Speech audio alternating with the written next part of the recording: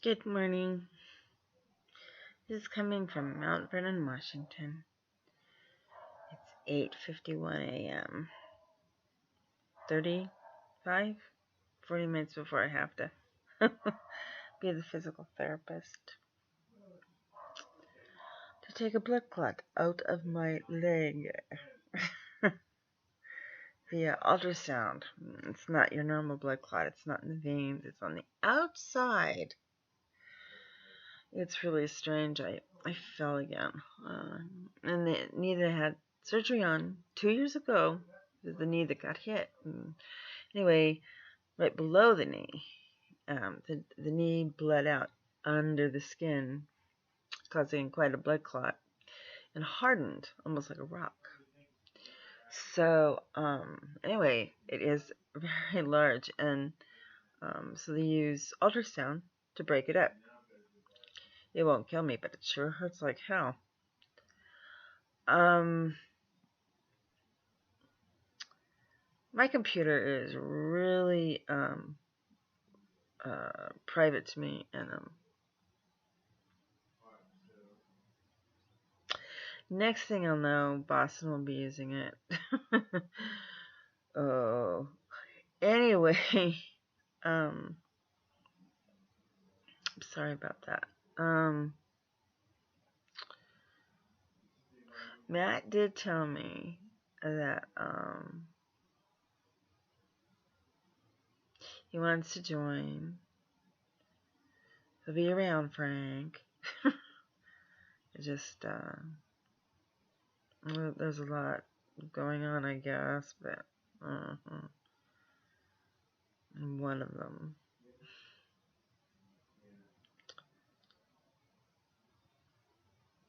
Problem 101. Sorry. Anyway, I'm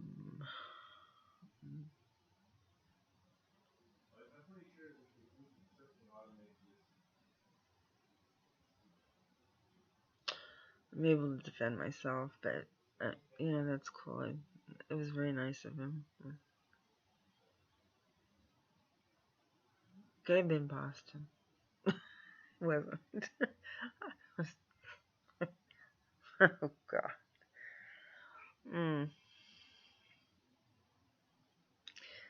He gives reason not to have a teenager. Anyway, I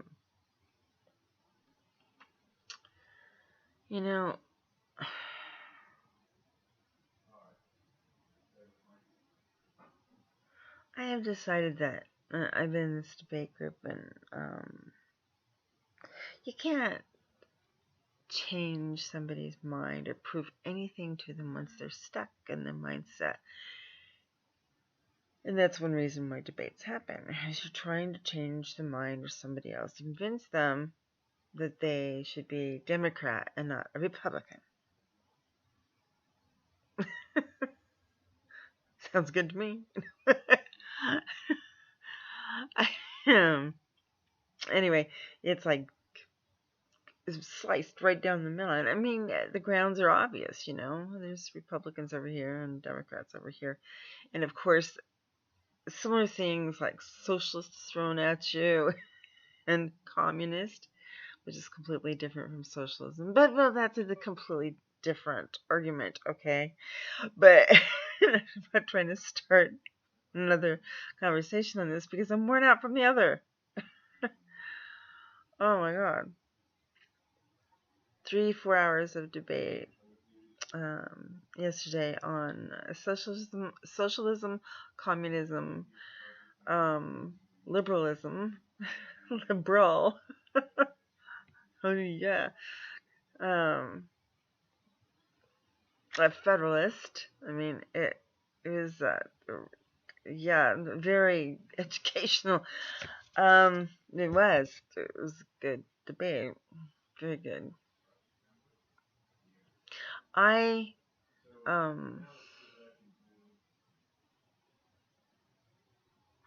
do the best I can to be articulate. Looking on the web to the best places that I know of, like WebMD and things like that are very, very respected. Like for the National Institute of Health, and doctors use it. It's a form of a little web dictionary. They get the hard copy, But anyway, the tests have been done. The only time that marijuana has really a very adverse effect is if the person has been drinking along with it and also doing other things, throwing in E or acid or whatever. I mean, they have to really take a multitude of meds, drugs, to cause an effect that is so devastating to themselves, let alone putting him behind a wheel. It's the same thing as putting a drunk behind the wheel. You don't do it. I don't mind, if somebody's got a drink, that's fine. Just don't drive. Sit around the campfire. Sing. Have fun. I don't care. But I know that booze is far more dangerous than marijuana by itself. Now, they do have a thing out called dabs, and dabs are usually used for us sickies, and they are potent, and I don't remember anything that potent when I was a kid, and so I don't know, a dab kind of removes yourself from you enough, that maybe you won't vomit, maybe you can communicate a little bit more without falling asleep. Because the other drugs that I am on, the Percocet, the morphine, I go sound asleep. I have very little time with my own kid. Any of them.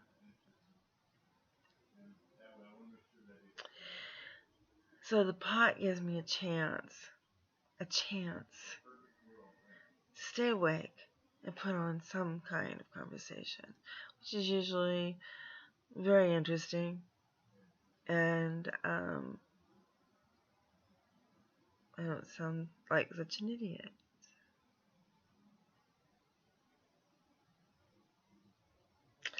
Being called a dimwit to anybody, all of us who understand marijuana, and many as a recreational drug. I'd rather have 5 people standing there in front of me smoking pot as a recreational drug than 5 people standing there drinking a bunch of booze. I'm not talking beer. I'm talking hardcore booze. And my grandfather used to make in the still behind the house.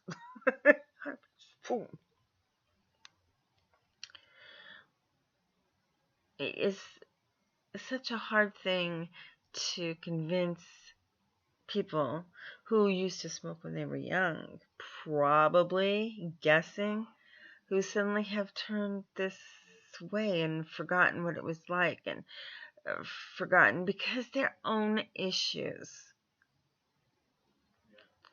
An addiction is addiction, guys, but I've got news for you. Pot is not addicting.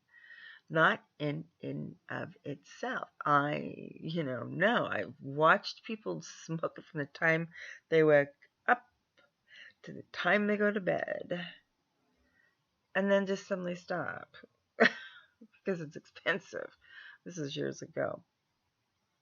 I have never seen an addiction with pot. And if there is an addiction, it's emotional. We have decided that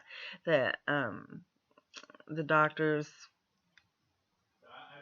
people who've studied it, it's definitely an emotional addiction, but it is not a physical addiction. You do not get physically addicted to marijuana. Well, you can alcohol. There's 2 different alcoholics, and one who gets the shakes, and then another one who can go to AA and be fine. But it's the second one that's liver gets destroyed, and they never get a transplant. So, just as with everything, there are reasons, and I feel, have to look at it from a level of just understanding what is this, I mean, but now you're talking to somebody that at 13, I got busted for growing. Now, back then, that was pretty serious. So, I was a kid. I was very good at a green thumb. I have to situate this because it's not very comfortable. Who had a green thumb, and that was pretty good. I don't grow it right now because, to be honest with you, well, I'm allowed up to, I think, 13 plants here in Washington State, and it changed when it became legal for recreational. But the recreational people cannot grow pot. They cannot have a plant in their house. So there's differences, especially if they make medicinal pot and blend it in with recreational, then our prices go up in the medicinal, because right now I'm paying in taxes, I think it's 8.4, 8.5, but we have what we call a sin tax. The sin tax is on alcohol, it's on cars and jewelry and anything that is really, booze, pot, and anyway, I think it's like I'm gonna have to ask Matt, but I think it's like 8.8, 8.9%. And I mean, our taxes here suck, especially during groceries. I think they're 8.4 for groceries. So it's just really hard, I'm not gonna win this debate. It's not even a debate. It's just, you feel this way, I feel that way, and there'll always be called names. Stupid, dumbwit. Yeah, that's alright. Anyway, I'll be back. I'm gonna go through pain. Joy. Good morning again.